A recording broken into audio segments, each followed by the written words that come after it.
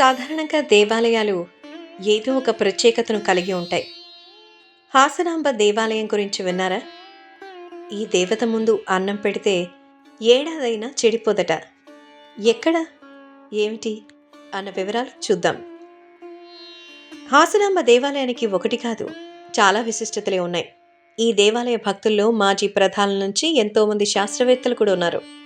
అసలు అంత ప్రతిష్టమైన విశిష్టత ఏముంది? దక్షిణ భారతదేశ రాష్ట్రమైన కర్ణాటకలో హాసన్ అనే ఒక చిన్న పట్టణం ఉంది.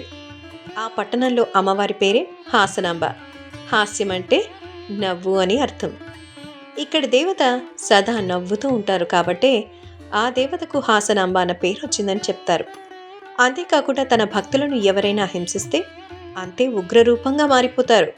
అలా మారిన అమ్మవారు భక్తులను హింసించిన వారి అంతు చూస్తారని చెప్తారు. అందుకు ఉదాహరణకి హాసనాంబ భక్తులను హాసనాంబ అత్తగారు హింసించేదని చెప్తారు. దీంతో కోపగించుకున్న హాసనాంబ ఆమెను బండరాయిగా మారిపోమని శపించింది. ఆ బండరాయిని మనం ఇప్పటికీ హాసనాంబ గర్భాలయంలో చూడొచ్చు. అంతేకాకుండా ప్రతి ఏడాది ఈ రాయి రూపంలో ఉన్న అత్త 1 ఇంచు హాసనాంబ అమ్మవారి దగ్గరకు జరుగుతుంది.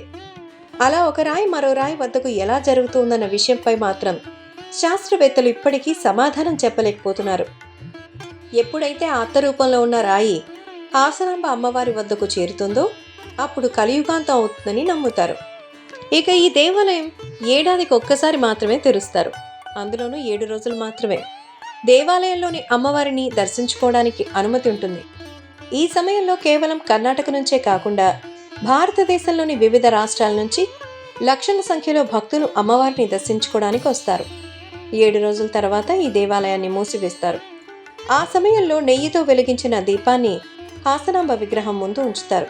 అంతేకాకుండా కొన్ని పూలతో పాటు 2 బస్తాల అన్నాన్ని కూడా అమ్మవారి ముందు పెట్టి ఆలయ గర్భగుడి ద్వారాలు మూసేస్తారు. మరలా ఏడాది తర్వాత ఆలయ ద్వారాలు తెరిచినప్పుడు ఆ దీపం అలాగే వెలుగుతూ ఉంటుంది. అదేవిధంగా పువ్వులు వాడిపోయి ఉండవు. ముఖ్యంగా దేవత ముందు పెట్టిన 2 బస్తాల అన్నం కూడా వేడిగా ఉండవే కాదు, తినడానికి అనుకూలంగా ఉంటుంది. దీన్ని భక్తులు ప్రసాదంగా తింటారని చెప్తారు. సాధారణంగా దీపావళికి 7 రోజుల ముందు ఈ దేవాలయ తలుపులు తీస్తారు. దీపావళి రోజున ఆలయాన్ని మూసేస్తారు. ఈ ఆలయాన్ని 12వ శతాబ్దంలో నిర్మించినట్టుగా చెప్తారు.